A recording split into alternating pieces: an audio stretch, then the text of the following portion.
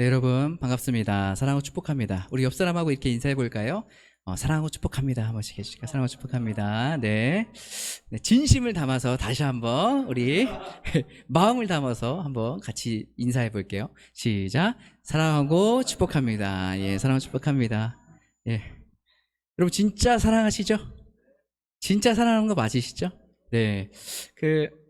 우리가 신앙생활 하면서 많이 고민하고 있는 것들이 한 가지가 있어요. 저도 그렇고, 아마 여러분도 한 번쯤은 고민해 보신 그런 고민일 텐데, 여러분 내가 믿음의 생활을 한다고 하는데, 내가 예수님을 믿는다고 하는데, 우리 안에 여전히 죄 가운데 있고, 또 여전히 다른 사람을 사랑하지 않는 우리의 모습들을 보게 돼요. 혹시 저만 그런 고민을 하고 있나요? 아니죠? 아마 이 세상을 살아가는 그리스도인이라면 누구나 다 고민하고 있는 것이 바로 그걸 거예요. 내가 믿는다고 하는데 그 믿음이 내 삶 가운데 드러나지 않는 거예요.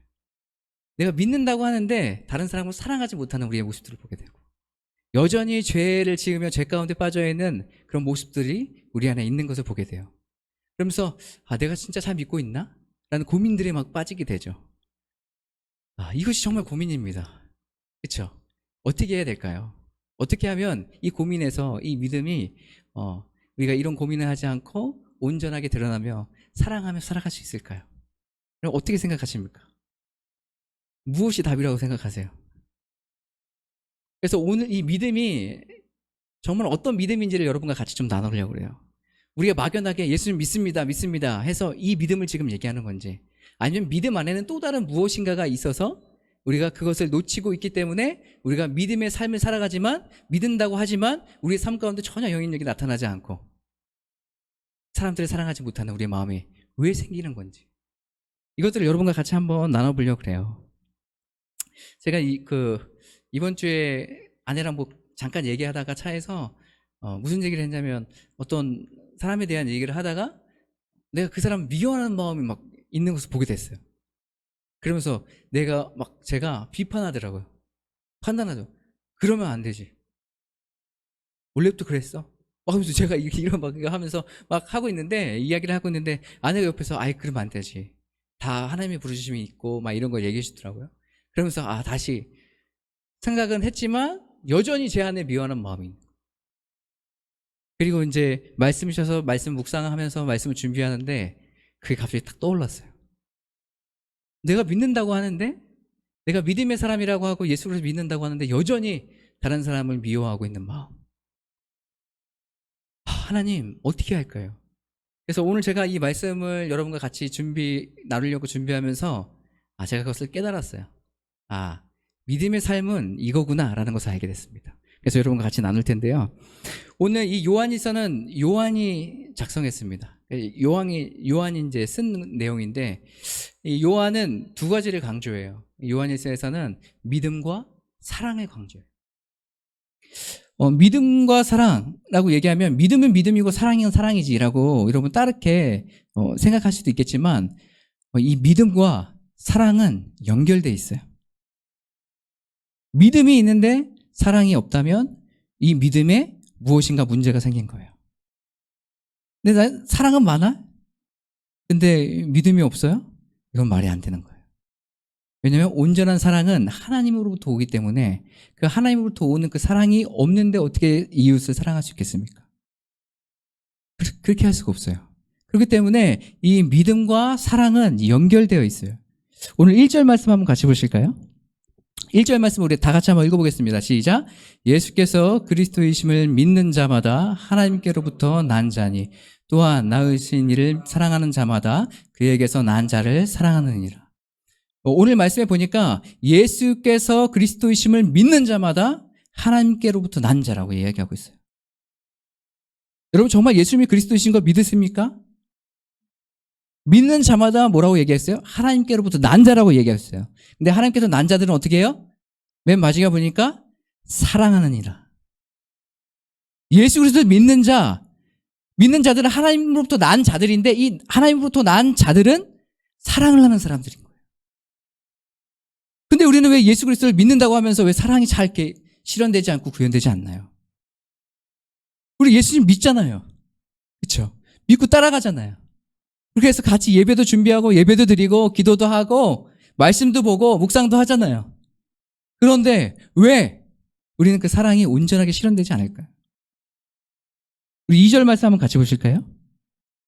한번 읽겠습니다. 시작. 우리가 하나님을 사랑하고 그의 계명을 지킬 때에 이로써 우리가 하나님의 자녀를 사랑하는 줄을 아느니라. 여기 아주 중요한 것이 나왔습니다. 뭐예요? 우리가 하나님을 사랑한대요. 여러분 하나님 사랑하죠? 사랑하십니까? 사랑해요? 정말로 사랑하세요? 네. 사랑하고 사랑하는 자들은 어떻게 해요? 그의 계명을 지킬 때에. 우리가 믿는다고 하고 하나님을 사랑한다고 하는데 우리는 그 다음 행동을 안 해요. 믿음에는 뭐가 포함되냐면 순종이 포함되어 있어요. 우리는 믿으면 믿음이고 순종은 순종이고 사랑은 사랑이고 다 따로따로 보기 때문에 우리의 삶은 믿음이 있는 것 같은데 사랑은 구현되지 않고 믿음이 있는 것 같은데 다른 사람들을 하고 뭐 봉사나 이런 것들이 잘 이루어지지 않고 섬김이 이루어지지 않는 거예요. 왜요? 이거 다 따로따로 보고 있는 거예요. 하지만 믿음 안에는 순종이 포함되어 있어야 되는 거예요. 그래서 우리가 하나님을 믿는다, 예수 그리스도를 믿는다라고 하면 뭐예요? 하나님을 사랑한다라고 하면 우리는 그의 계명을 지키는 사람이 돼야 돼요. 오늘 말씀에 2절 말씀에 이렇게 얘기했죠.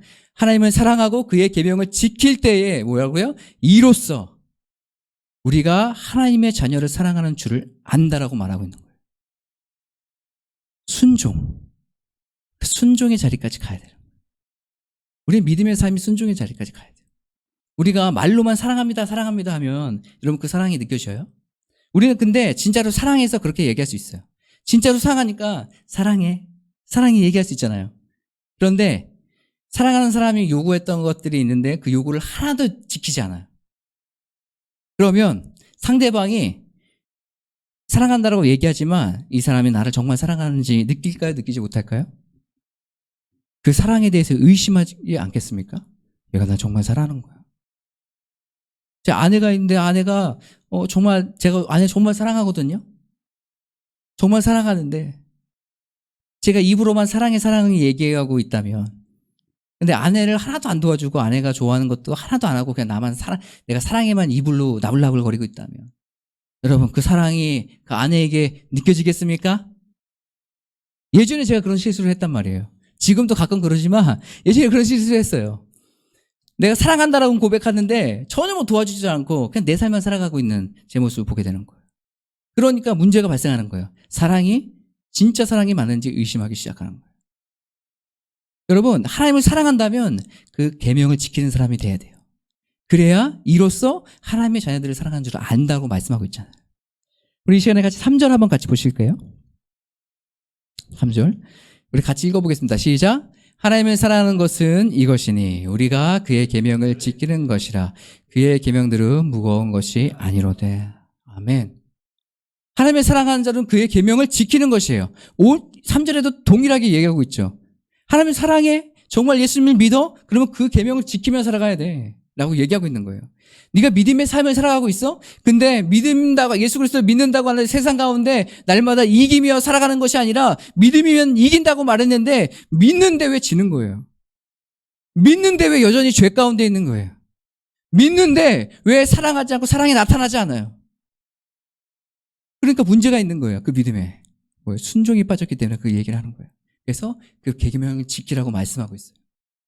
오늘 말씀에 뭐라고 얘기했습니까? 그의 계명은 무거운 것이 아니다. 여러분 그의 계명 무거운 것이 아니라고 말하고 있는데 여러분 하나님의 말씀에 순종하는 건 쉽습니까? 쉬워요? 쉬운 것도 있을 수 있어요. 근데 여러분 이때 당시에 기독교 박해가 심했습니다.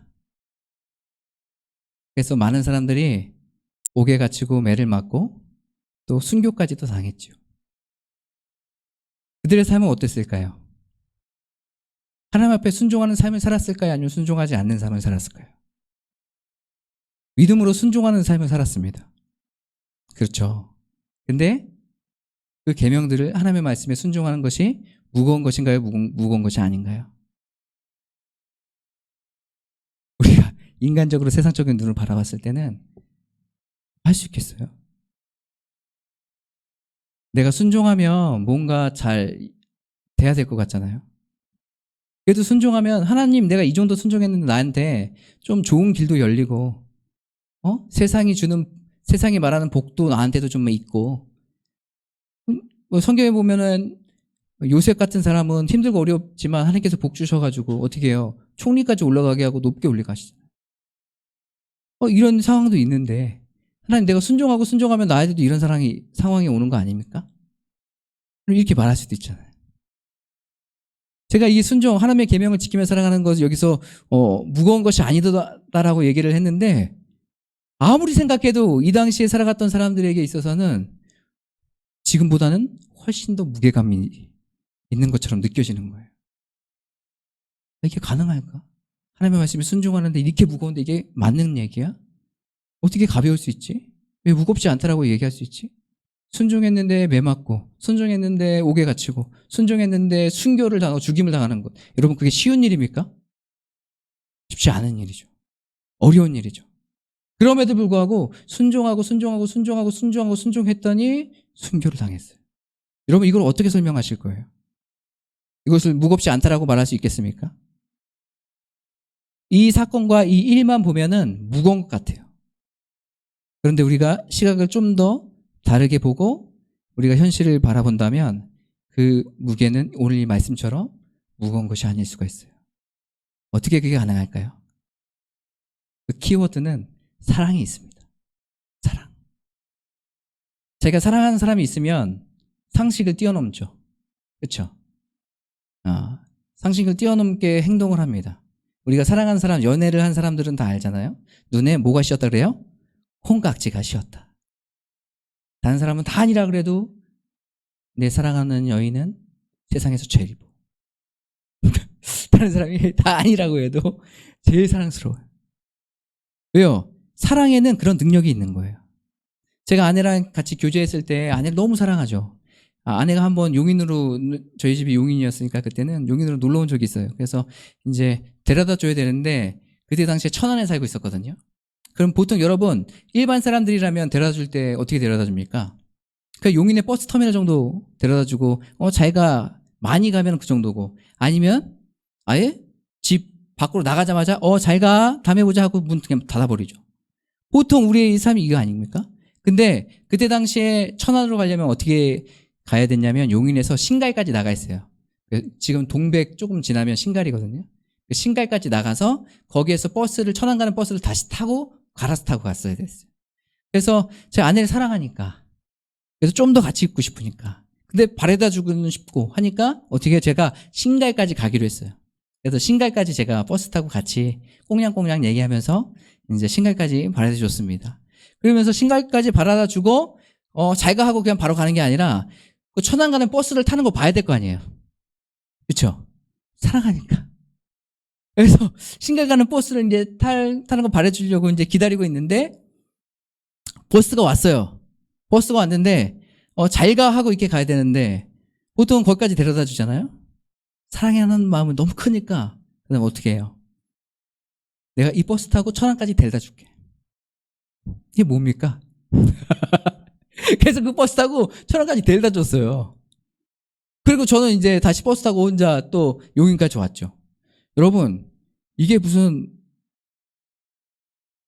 일반 사람들이 보면 진짜 뭐라 그럴까요? 되게 바보야? 막 이럴지 몰라요. 버스를 정말 좋아하는 사람이다. 일반 사람들이 보면 이해가 안 될 거예요. 이해가 됩니까? 용인에서 바래다 준다고 천안까지 가는 사람이 이해가 돼요? 말이 안 되잖아요. 정주쌤이 저희 집에 와서 놀러 왔는데 제가 정주쌤 바래다 드릴게요 하면서 버스를 타고 집 인천인데 인천까지 그 앞에까지 가는 거 이해가 됩니까? 그럴 수 있죠. 그럴 수 있지만 대부분은 그렇지 않아요. 그렇죠? 왜 이렇게 할 수 있어요? 사랑하기 때문에 그래요. 여러분 사랑에는 희생이 뒷받침돼요. 내가 힘들고 어려워도 이 사람을 사랑하기 때문에 그것을 기꺼이 하고 기쁜 마음으로 할 수 있는 거예요. 내가 힘들고 어려운 일이 있어도 사랑하기 때문에 그것을 그 사랑하는 사람이 내 이 행동으로 말미암아서 기뻐하고 즐거워하고 행복해한다면 내가 그걸 하는 거예요. 그게 사랑하는 것 아니겠습니까? 제가 예전에 이제 결혼하려고 부모님을 만나야 되는데, 장모님 자녀를 만나야 되는데, 한번 딱 만났어요. 만났는데, 어떤 이게 식당에 갔는데, 식당에서 뭘 시켰냐면, 우리 불고기 덮밥을 시켰어요. 여러분 아시죠? 불고기 덮밥. 전 불고기를 굉장히 좋아해요. 근데 저는 야채를 잘 안 먹어요. 불고기만 좋아해요. 불고기 덮밥에 불고기만 많이 넣어가지고 먹는 걸 굉장히 좋아하는데, 불고기 덮밥을 이제 거기서 시켰는데, 아버님도 동일하게 불고기 덮밥을 시키셨어요. 같이 이제 똑같은 불고기 덮밥이 나왔는데, 보니까 여기에 있는 불고기 덮밥은 고기보다 양파가 더 많은 거예요. 근데 제가 그 전까지는 양파를 진짜 안 먹었거든요. 양파를 싫어했어요. 그래서 양파를 안 먹었어요. 그런데 그 자리에서 식사해야 되는데 제가 양파는 다 옆으로 걸러내고 고기랑 밥만 이렇게 떠서 먹는다면 어떻게 저를 보겠어요? 쟤 뭐야? 쟤 뭐 편식하네? 막 이렇게 하면서 좀 첫인상이 안 좋아질 수 있잖아요. 그러니까 제가 어떻게 해요? 내가 여기서 포기할 수 없다. 왜요? 제 아내는 아내를 사랑하는 마음이 있잖아요. 어떻게든 잘 보여서 결혼에 꼬링 해야 되잖아요. 그죠? 처음부터 막 잘못 보여가지고 막 틀어지면 안 되니까. 그 사랑의 마음, 그 마음이 있으니까 제가 어떻게 했을까요? 양파를 하나도 안 넘기고 싹싹싹 다 긁어 먹었어요. 제가 그 딱 나오면서 이게 바로 사랑의 힘이야 하면서 왔던 기억이 나는데, 여러분 사랑은요, 자기가 힘들고 어려운 것도 내려놓게 할 수 있어요. 그것이 사랑이에요. 여러분 우리 자녀들이 있잖아요. 자녀들, 하나님께서 우리에게 자녀들 주셨는데, 이 자녀들이 어려움 가운데 빠져 있을 때 제가 어떻게 하겠습니까? 만사를 제쳐두고 거기 가지 않겠어요? 혹시라도 물에 빠졌어요. 물에 빠져서 허우적대고 있을 때 제가 자녀를 보면서 나 수영 못하니까 뛰어내리면 안 되겠다 이렇게 생각하겠습니까? 저 수영 못하거든요. 우리 집에서 유일하게 저만 수영 못해요. 수영 못하는데 만약에 누군가 우리 가족이 저기에서 막 허우적대고 있다면 제가 수영 못한다고 해서 어떡하니 하고 그냥 바라보고 거기서 앉아있겠어요? 못해도 일단은 뛰어들어가고 걔 손이라도 잡고 어떻게든 해보려고 노력하지 않겠습니까? 죽을 줄 알면서도 가는 거예요. 그게 바로 사랑이에요. 사랑. 그렇기 때문에 오늘 뭐라고 얘기했어요? 하나님을 사랑하는 자들. 하나님을 사랑하는 것은 이것이니 우리가 그의 계명을 지키는 것이다. 하나님의 말씀에 순종하는 것이다. 내가 이 순종으로 말미암아서 죽을 줄 알고 매맞을 줄 알고 옥에 갇힐 줄 알지만 그럼에도 불구하고 하나님의 사랑이 있기 때문에 그 사랑으로 내가 기쁜 마음으로 순종하는 거예요. 이것이 사랑이에요. 사랑. 이것이 믿음입니다. 우리 안에 사랑이 나타나지 않고 여전히 죄 가운데 빠져가지고 힘들고하고 어려워하고 있다면 우리의 믿음을 점검해 봐야 돼요. 우리 믿음 안에 예수님 믿어야지. 난 예수님 믿잖아. 여기서 끝나는 게 아니라 이 믿음 안에는 순종도 같이 포함되어 있어요.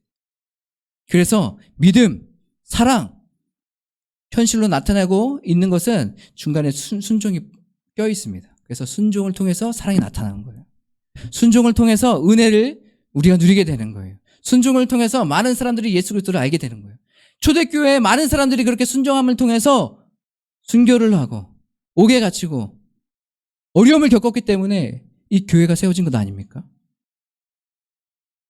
그 사람들의 희생이 있었기 때문에 이 교회가 퍼지고 복음이 증거되고 나아갔던 것 아니겠어요?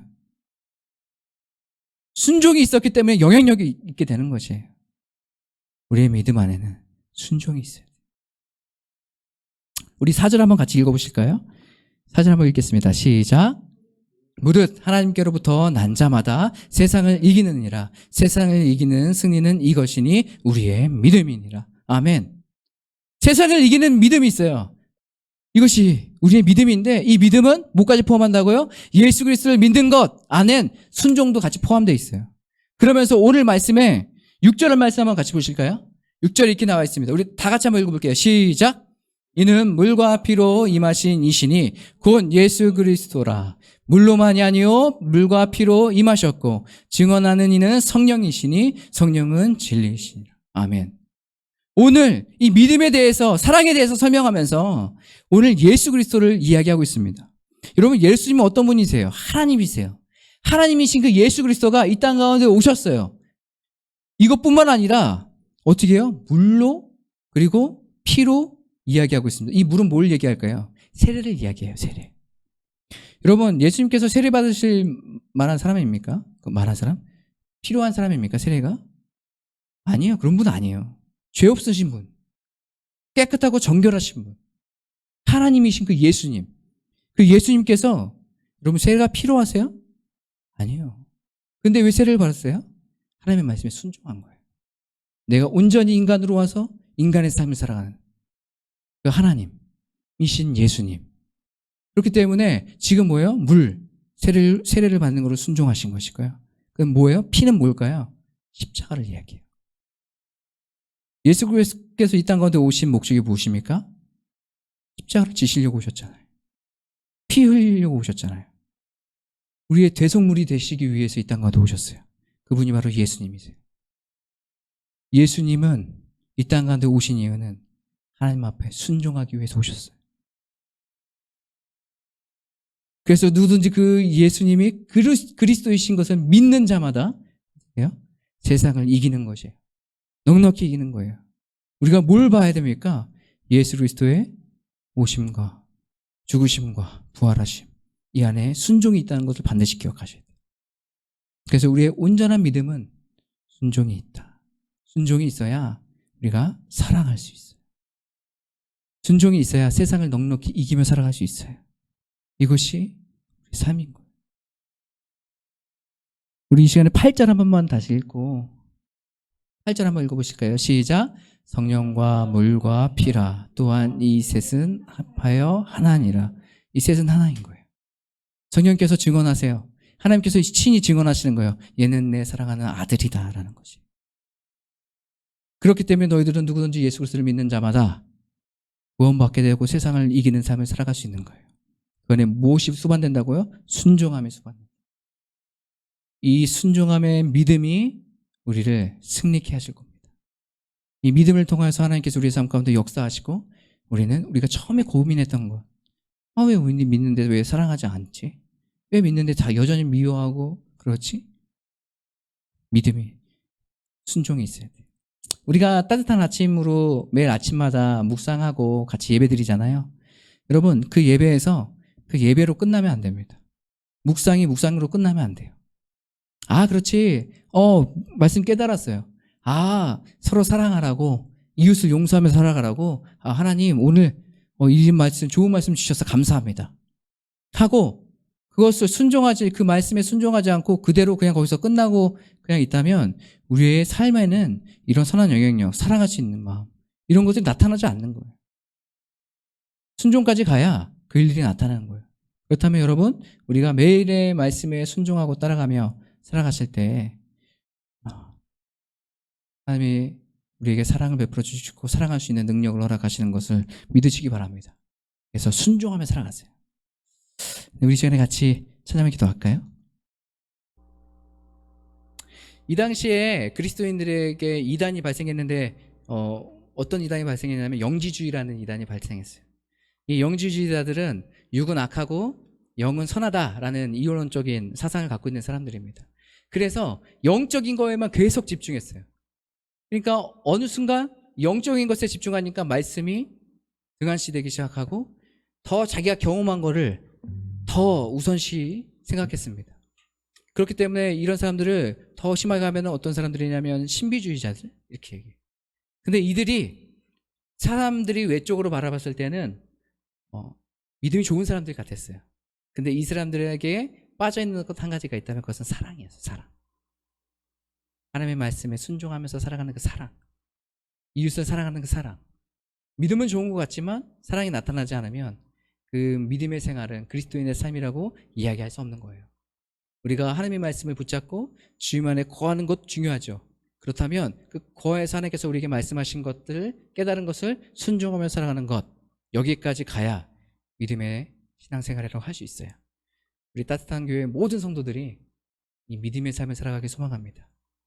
오늘 이 시간에 내게 허락하신 시련을 통해 아까 전에 찬양 불렀던 이 찬양 같이 함께 하시고 기도하며 주님 앞에 나가시겠습니다.